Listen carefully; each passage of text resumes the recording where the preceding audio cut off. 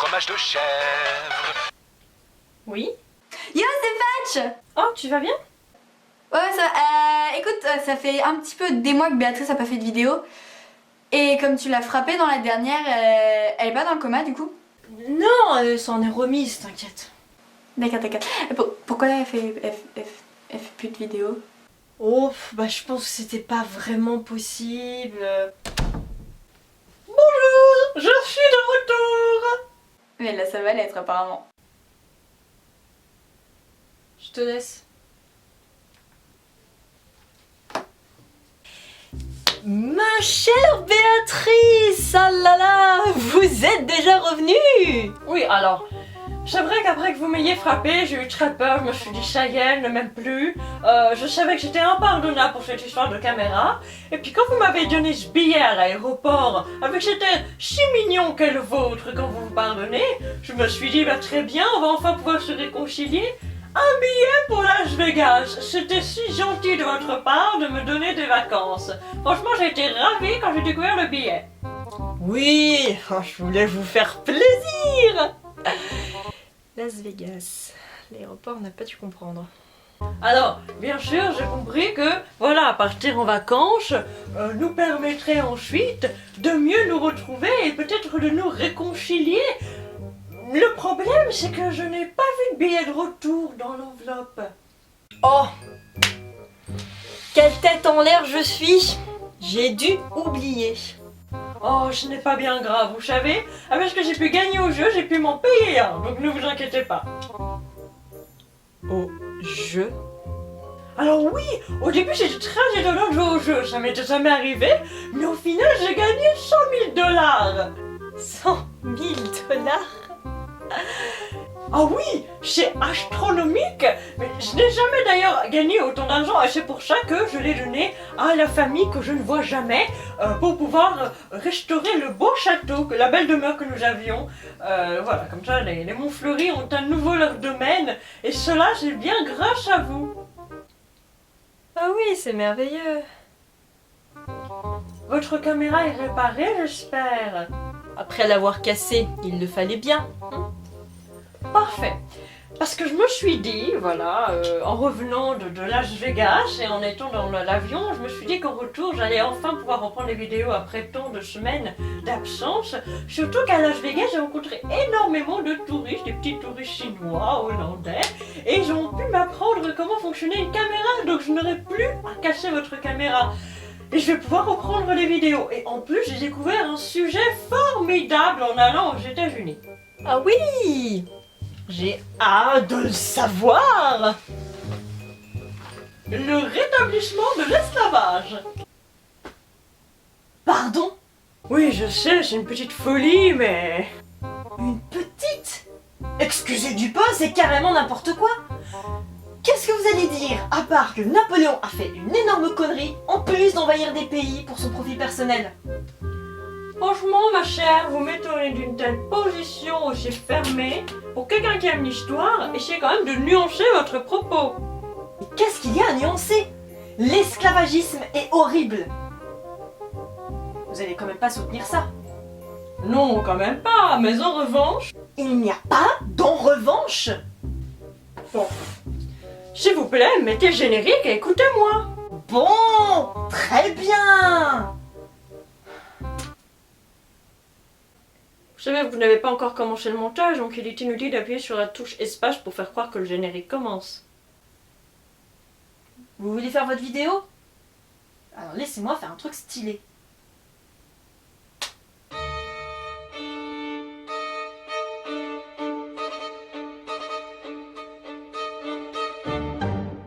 Donc en effet, après la signature du décret de Pluviose par la Convention le 4 février 1794, où l'esclavage est aboli, Napoléon le légalise à nouveau le 20 mai 1802, soit même pas 10 ans après, ce qui est non sans rappeler l'édit de Nantes qui ne mettra que peu de temps à être révoqué. Bon, la pub pour vos vidéos, ça va, hein? Parce que vous n'en faites pas, vous?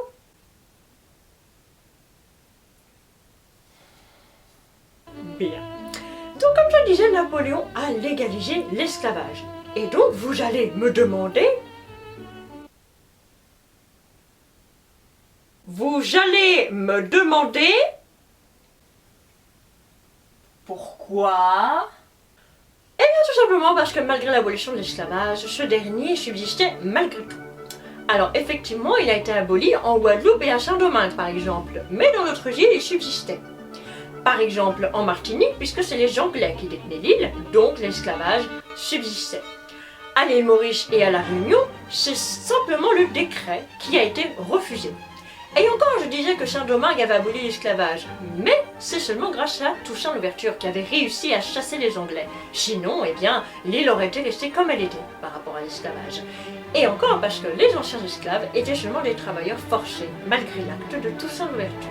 Ah oui, Toussaint Louverture, une figure de la lutte contre l'esclavage. C'est moi qui parle! Donc en effet, Toussaint Louverture est une grande figure, car après avoir chassé les Anglais de l'île et ensuite les Espagnols, il devient gouverneur général de l'île en 1801 et donc commence à établir un commerce indépendant avec la Grande-Bretagne et les États-Unis. Mais Napoléon veut reprendre l'île pour rétablir les colonies françaises et donc il va essayer de l'envahir en 1801, mais cela finira par un échec cuisant. Mais malgré cet échec cuisant, il recommence en 1802 pour au moins rétablir l'ordre sur l'île, sauf que cette fois-ci, il va parvenir à l'envahir, Toussaint Louverture va devoir capituler et il mourra en prison en exil. Génial. Mais ça prouve toujours pas pourquoi il a rétabli l'esclavage. Hein.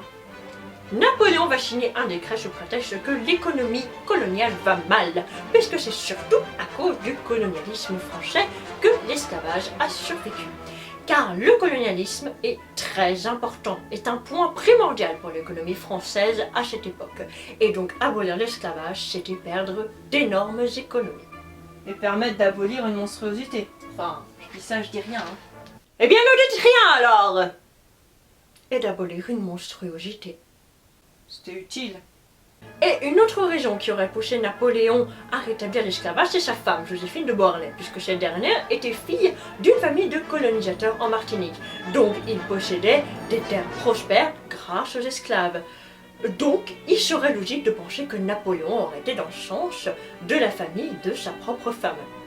Donc vous qui avez fait un épisode sur cette jeune dame, elle aussi a eu un rôle à jouer dans le rétablissement de l'esclavage. Ne commencez pas, hein.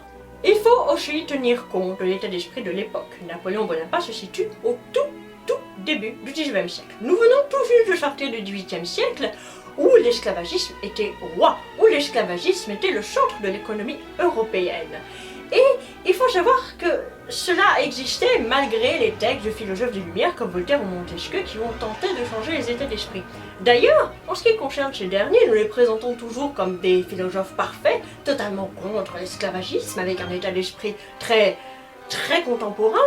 Au final, Voltaire a déjà, dans certains de ses textes, établi des propos racistes en établissant une hiérarchisation des races, ce qui correspond totalement à un état d'esprit d'un esclavagiste, même si évidemment Voltaire n'était pas pour cela, mais avait gardé cet état d'esprit puisqu'il reste un homme du XVIIIe siècle avec une certaine mentalité, et Montesquieu aurait été, dans certains de ses textes, pour le commerce triangulaire, ce qui est quand même le centre de l'esclavagisme. Voltaire et Montesquieu étaient des Français, des Européens, et pour la France, l'esclavagisme c'était loin et permettait énormément de choses économiquement parlant. Génial de le savoir. Napoléon suivait donc la mentalité de son époque. Il disait que, en étant blanc, il fallait qu'il agisse pour les blancs, et cela passait par soutenir le colonialisme français. Donc cette mentalité est le résultat de siècles et de siècles d'un certain état d'esprit ethnocentriste qui soutenait l'esclavagisme pour leur profit. Donc il n'était pas prêt à abolir l'esclavage. Tenez, d'ailleurs, lisez cette feuille. Mais j'ai pas... Lisez, vous dis-je. J'aurais dû l'envoyer en Corée du Nord. Article 1er. Dans les colonies restituées à la France en exécution du traité d'Amiens du 6 Germinal en 10, l'esclavage sera maintenu conformément aux lois et réglementations antérieures à 1789. Article 2. Il en sera de même dans les autres colonies françaises au-delà du cap de Bonne-Espérance. Article 3. La traite des Noirs et leur importation dans les dites colonies auront lieu conformément aux lois et règlements existants avant la dite époque de 1789. Article 4. Nonobstant toutes lois antérieures, le régime des colonies est soumis pendant 10 ans aux règlements qui seront faits par le gouvernement. Bon, ok, c'est horrible, blablabla, mais ça fait quoi? Parce que finalement, il y a une deuxième abolition, donc ça montre que ça a eu des répercussions quand même. J'y viens, cessez de m'interrompre. Mais c'est vous qui me demandez de poser des questions! Silence, impertinente! J'ai toujours rêvé de dire ça. Donc, la mentalité de l'époque ne pouvait permettre une interdiction complète et définitive de l'esclavage. Mais l'abolition de 1848 a permis cette interdiction, même si elle est tardive, même si c'est vrai que le rétablissement de Napoléon a eu des conséquences néfastes sur les îles colonisées d'ici la deuxième abolition. Il y a eu aussi des exterminations, il y a eu la reprise de l'identité française aux Noirs. Donc cela a eu des répercussions assez terribles jusqu'à ce que l'esclavage soit définitivement aboli en 1848. Mais durant cette période, et malgré tout cela, il y a eu des gens sous la monarchie de Juillet qui ont lutté contre l'esclavage et ont lutté pour l'abolition, comme Victor Schœlcher.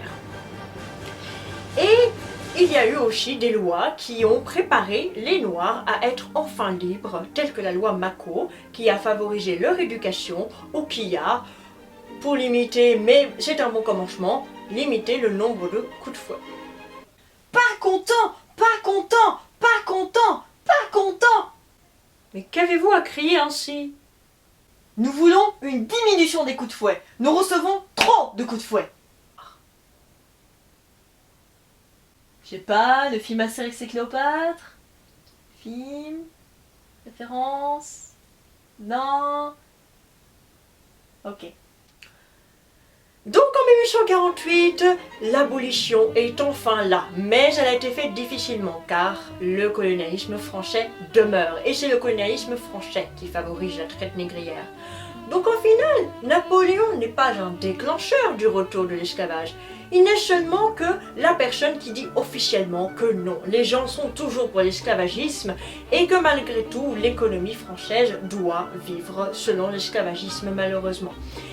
Au final, c'est la deuxième abolition qui sera le plus efficace. Premièrement par un changement de mentalité, malgré le colonialisme français qui demeure, et aussi et surtout parce que le 19e siècle, c'est la révolution industrielle, et c'est elle qui va faire vivre l'économie, et non pas le travail forcené et douloureux de centaines de milliers de personnes noires.